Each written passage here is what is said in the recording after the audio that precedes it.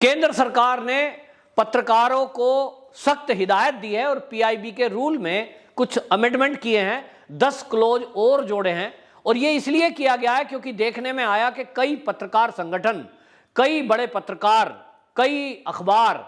कई news channel कई बार देश विरोधी एक्टिविटी वालों के साथ खड़े हो जाते हैं, कई बार आतंकवादियों की आवाज बन जाते हैं, कई बार देश के विरुद्ध एजेंडे में शामिल हो जाते हैं, कई बार चीन और पाकिस्तान जैसे देशों के वो एजेंडे को चलाते हैं। और इसलिए केंद्र सरकार ने, मोदी सरकार ने पीआईबी के रूल में कुछ परिवर्तन किया है और ये गाइडलाइन जारी करते हुए कहा है कि पीआईबी कार्डधारी जो पत्रकार हैं अब उनको रिव्यू किया जाएगा, रिन्यू किया जाएगा कार्ड को, और उसमें 31 मार्च लास्ट डेट रखी है उनकी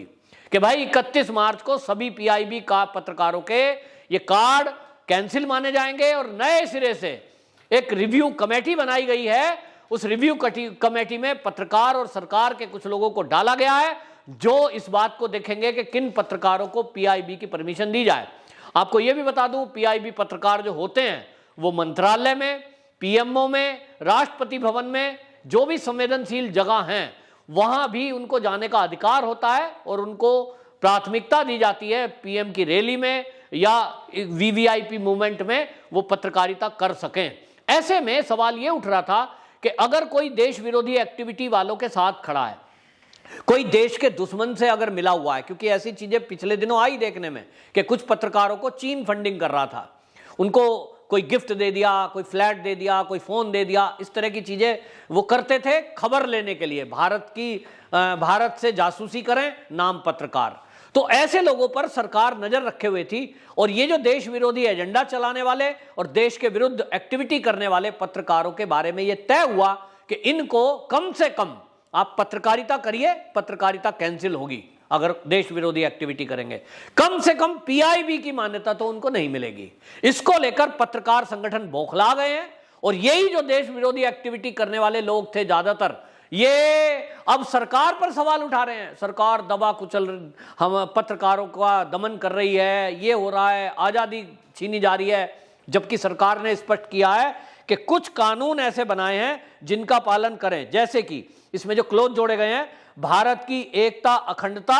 राज्य की सुरक्षा और विदेशी राष्ट्रों से जो संबंध हैं हमारे, जैसे कि हमारे रूस से संबंध हैं अच्छे, यूएई से अच्छे संबंध भारत के हैं, जिन देशों से भारत की मित्रता है, अगर उन संबंधों में कुछ खटास डालने का काम करोगे, आप ऐसे लेख लिखोगे जिससे हमारे मित्र देशों में और भारत के संबंधों में कुछ गड़बड़ी हो, खटास आए, ऐसे लेखों को प्रतिबंधित किया जाएगा और ऐसे पत्रकार जो वो लेख लिखने वाले हैं पीआईबी नहीं मिलेगी। इसी तरह यदि आप किसी की मानहानि करते हैं, कोई ऐसा व्यक्ति जो सम्मानित व्यक्ति हैं,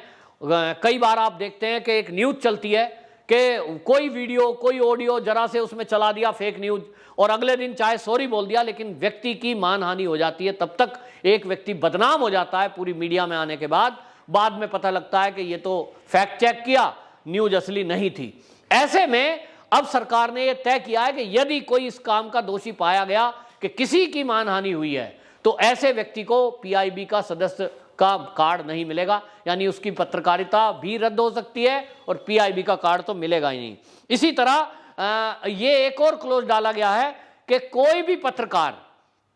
पत्रकार संगठन, कोई भी न्यूज चैनल अब सोशल मीडिया, विजिटिंग कार्ड और अपने लेटर हेड पर यह नहीं लिखेगा भारत सरकार से मान्यता प्राप्त। हमने देखा है बहुत सारे पत्रकार अपने आई कार्ड पर मोटा मोटा लिखवा देते हैं भारत सरकार से मान्यता प्राप्त। मान्यता क्या है? मान्यता है पीआईबी की, मान्यता है उनको आरएनआई की। अब आरएनआई में रजिस्टर अगर अखबार करवाया है या आपने अपना कोई न्यूज चैनल रजिस्टर करवा दिया है तो इससे सरकार की गारंटी नहीं मिली है। आपने वहां रजिस्टर कराया, रजिस्टर्ड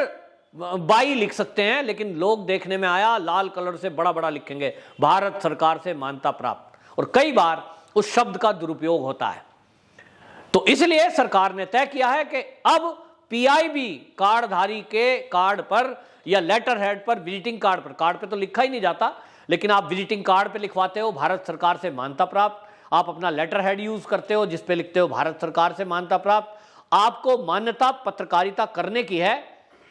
आपको मान्यता भारत सरकार ने यह नहीं दी है कि आप अपने इन शब्दों का इस्तेमाल कहीं अपने निजी उपयोग के लिए करें या संस्थागत उपयोग भी करें, तो ये शब्द हटाया जाएगा। और इसी तरह से फर्जी टीआरपी केस में या टीआरपी के लिए उल्टा सीधा काम करने के लिए, कोई फेक न्यूज चलाने के लिए भी दंडित किया जाएगा। इसको लेकर आपको बताएं सख्त किया गया है। और इसको लेकर के जो आपत्ति दर्ज करने वाले पत्रकार हैं वो क्या कह रहे हैं, वो कहते हैं मौजूदा प्रक्रिया पर्याप्त है और इस प्रक्रिया में खलल डालने की कोई जरूरत नहीं है। वो अब जो है केंद्रीय मंत्री अनुराग ठाकुर जो हैं सूचना एवं प्रसारण मंत्री, उनको चिट्ठी लिखी है। और इस चिट्ठी लिखने में आपको बताएं प्रेस क्लब ऑफ इंडिया,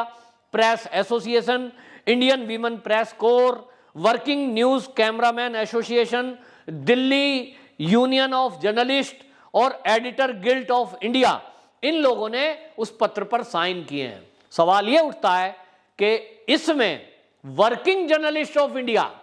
देशभक्त पत्रकारों का एक संगठन है, उसने हस्ताक्षर नहीं किए हैं और उससे हजारों पत्रकार जुड़े हुए हैं देश के। सवाल यह है कि वर्किंग जर्नलिस्ट ऑफ इंडिया या ऐसे और अन्य संगठन, उनको जब ऑब्जेक्शन नहीं है तो इन लोगों को, ये एडिटर गिल्ड वालों को, इनको क्यों दिक्कत है?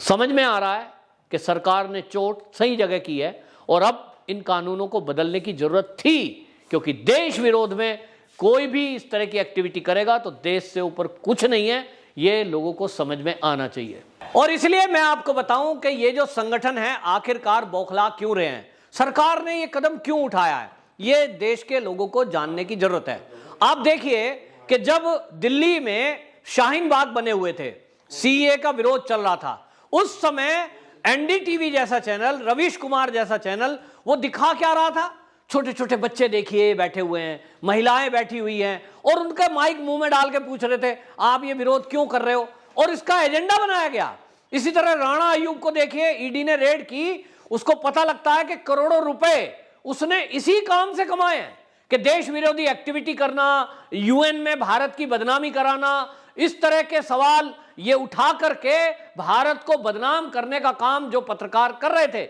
इन्हीं लोगों को अब लग रहा है कि बेटा जो तुमने पत्रकार के नाम पर मलाई मारी है, वो आप लुटियन जोन में जो बैठते थे, प्रेस क्लब ऑफ इंडिया का आप हाल देखिए शाम के टाइम जाके, आपको पता लगता है। मतलब वहां क्या चर्चा चलेगी? वहां देश हित की कोई चर्चा नहीं चलेगी, केवल सरकार के विरोध में एक लॉबी बन गई है और इस लॉबी ने तय कर दिया है। कई बार तो ऐसा लगता है कि चीन का ग्लोबल टाइम है या ये भारत का अखबार है जो चीन के एजेंडे को चलाता है। राहुल गांधी ने अगर राफेल पर सवाल उठा दिया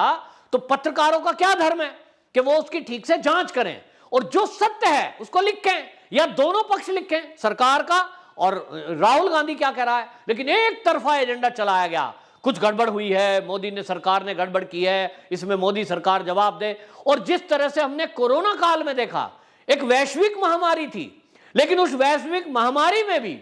ये अवसर तलाश रहे थे, ये अपनी टीआरपी बढ़ाने के लिए ये ऐसे लोगों का फोटो खींच रहे थे जो सड़क पर पैदल जा रहे हैं, कोई बच्चा भूख से मर रहा है, उसका फोटो क्लिक करेंगे और कहेंगे देखिए सरकार दयाहीन है, ये सरकार की व्यवस्था खराब है, और उस तरह से दुनिया में भारत की छवि को नुकसान पहुंचाने का काम किया। वैश्विक महामारी जिससे सारी दुनिया ग्रसित थी, क्या वो मोदी सरकार कहीं से उस वायरस को लाया था? नहीं। लेकिन कोई सवाल इन्होंने उन सरकारों पर नहीं उठाया, उन राज्यों में नहीं उठाया जहां भाजपा की सरकार नहीं थी। स्पेशली इन्होंने कोशिश की योगी को बदनाम करने के लिए। जिस तरह से हमने देखा कि पुरानी फोटो, पुरानी वीडियो उसकी शूट करके और गंगा में तैरती लाशों को बताया गया कि ये देखिए कोरोना में इतने लोग मर गए उत्तर प्रदेश में, योगी बाबा क्या कर रहे हैं। रेत के किनारे शवों को दफनाने की परंपरा बरसों पुरानी है बौद्ध धर्म के अनुयायियों की, लेकिन उसको बताया गया कि ये कोरोना में मरे हुए लोग हैं, इनको शमशान में जलाने की जगह नहीं मिल रही और इसलिए देखिए रेत में दफनाए गए हैं। ये फेक न्यूज थी और एक बड़े चैनल ने इसको प्रसारित किया, सरकार को इरादतन बदनाम किया,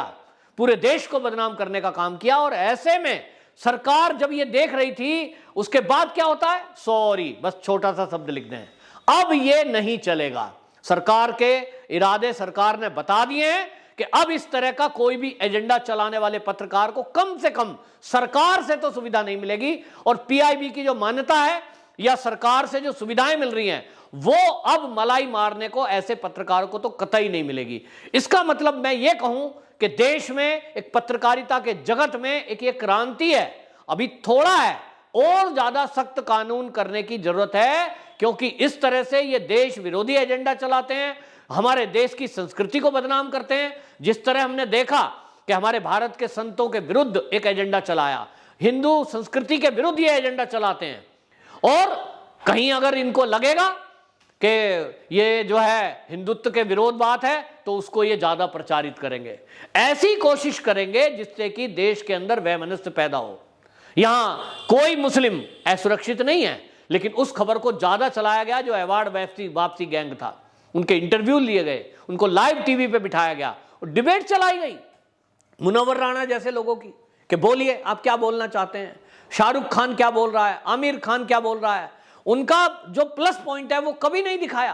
कि यहां 30% होने के बावजूद भी यहां कोई एक घटना ऐसी नहीं है जो बीजेपी शासित राज्यों में उनको कोई परेशानी हुई हो, लेकिन दूसरा पक्ष कभी नहीं दिखाया। और इसलिए सरकार ने तय किया कि इस तरह के एजेंडा चलाने वाले और देश विरोधी बयानबाजी करने वाले, देश को बदनाम करने वाले पत्रकारों की ये पीआईबी मान्यता रद्द की जाएगी, जिससे ये पत्रकार बौखलाए हुए हैं।